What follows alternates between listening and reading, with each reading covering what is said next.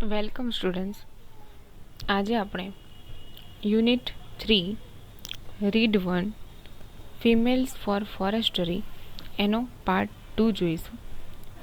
આગળના પાર્ટમાં આપણે જોયું હતું કે 1930માં જંગલના કઠોર કાયદાઓના વિરોધ કરવા માટે ટેરી ગઢવાલના જે લોકો હતા એમણે એક શાંતિપૂર્ણ વિરોધ કરવા માટે સત્યાગ્રહ કર્યો અને અસહકારની ચળવળ શરૂ કરી. અસહકારની ચળવળ એટલે કે એમને જે જંગલના કાયદાઓ છે એને સહકાર ન આપવા માટે કે એમનો વિરોધ કરવા માટે એક સત્યાગ્રહ કર્યો કે જે શાંતિપૂર્ણ. તો હવે આગળ જોઈએ. In that year a large number of people were killed in Tehri by the armed forces of the kingdom of Tehri Garhwal.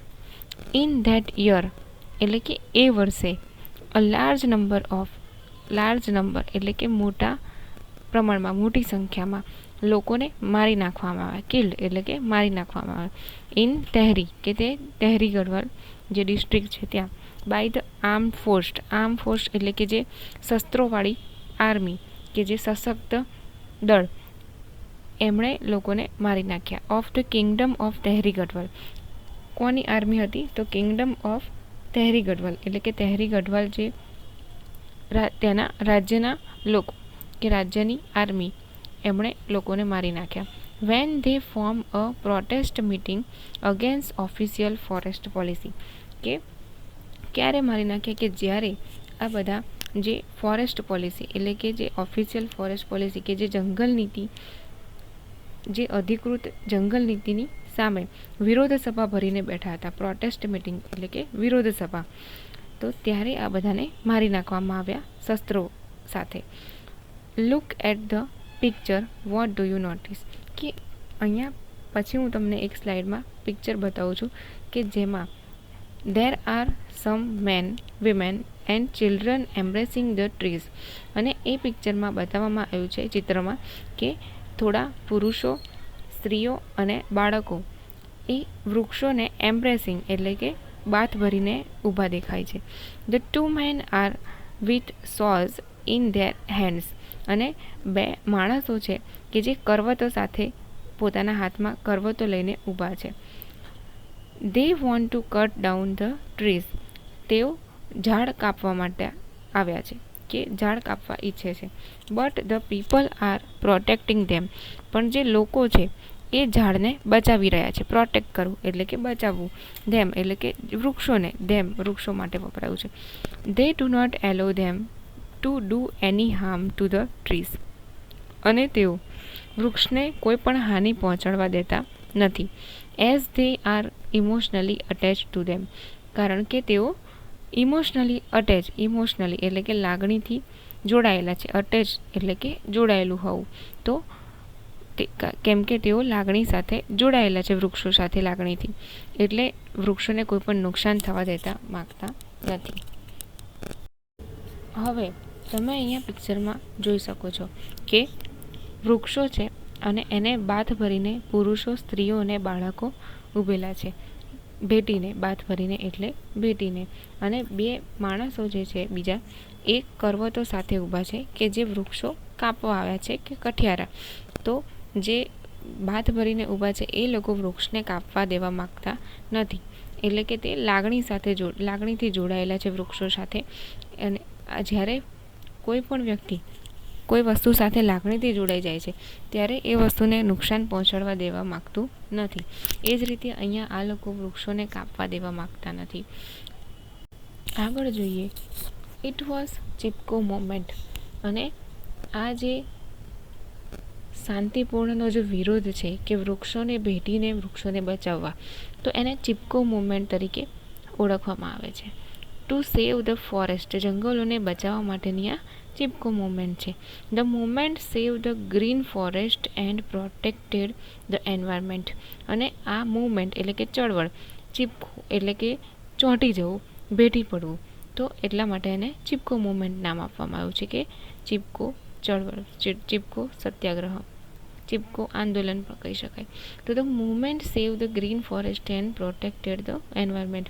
અને આ આંદોલન દ્વારા લોકોએ વૃક્ષો અને જંગલોને અને પર્યાવરણને બચાવ્યું.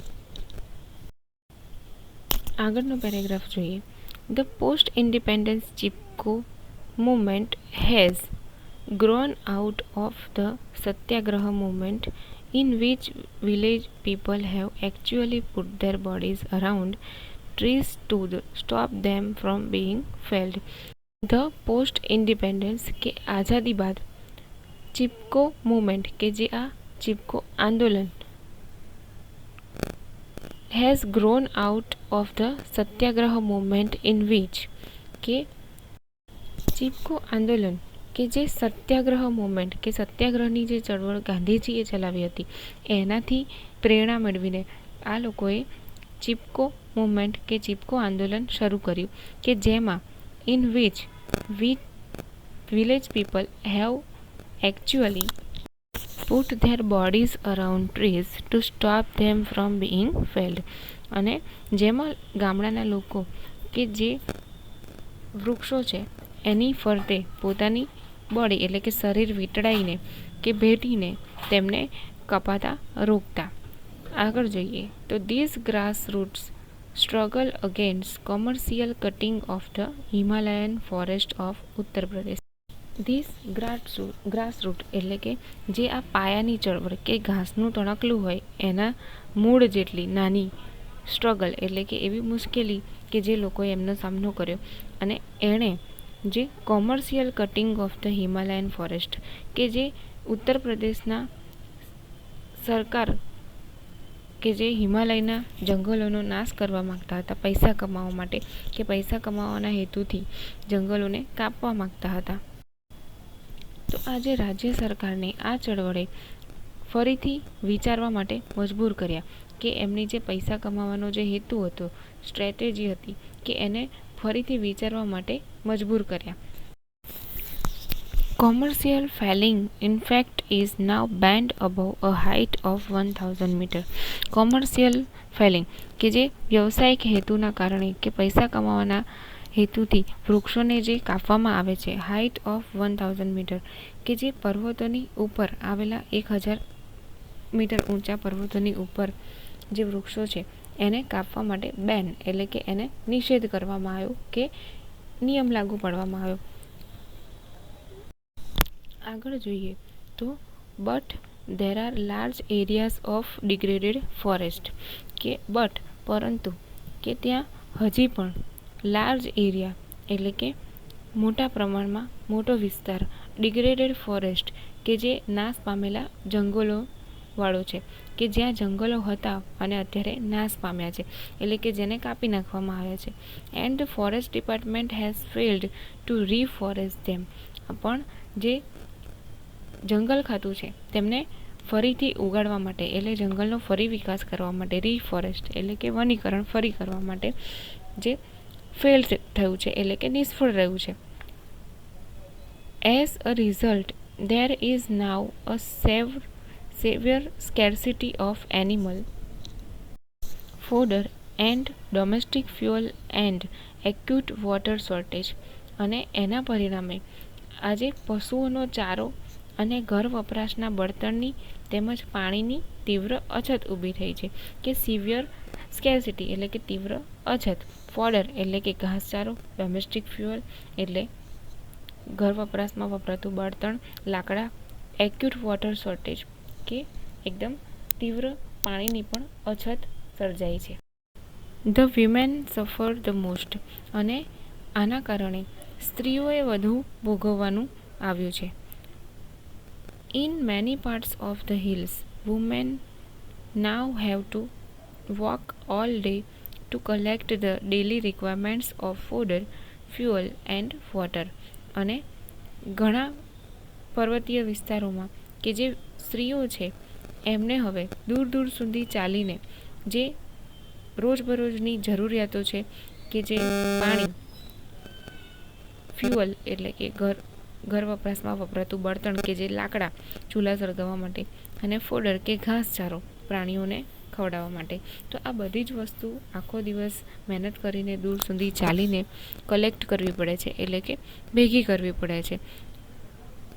Inspired by the Chipko movement, અને જે ચિપકો આંદોલન, ચિપકો મુવમેન્ટ, તો એનાથી ઇન્સ્પાયર થઈને કે એમાંથી પ્રેરણા મેળવીને ધ વિલેજ વિમેન, કે જે ગામડાની સ્ત્રીઓ, have now started to manage and protect local forest two ensure there regeneration. અને જે ગામની સ્ત્રીઓ છે એમણે હવે શરૂ કર્યું છે, શેનાથી પ્રેરણા મેળવીને? ચિપકો મુવમેન્ટથી પ્રેરણા મેળવીને, કે જે લોકલ ફોરેસ્ટ એટલે કે આજુબાજુના વિસ્તારના જે જંગલો હોય એમને પ્રોટેક્ટ કરવાનું અને મેનેજ કરવાનું. પ્રોટેક્ટ કરવાનું એટલે કે બચાવવાનું, અને મેનેજ કરવાનું કે એની સાર સંભાળ રાખવાનું.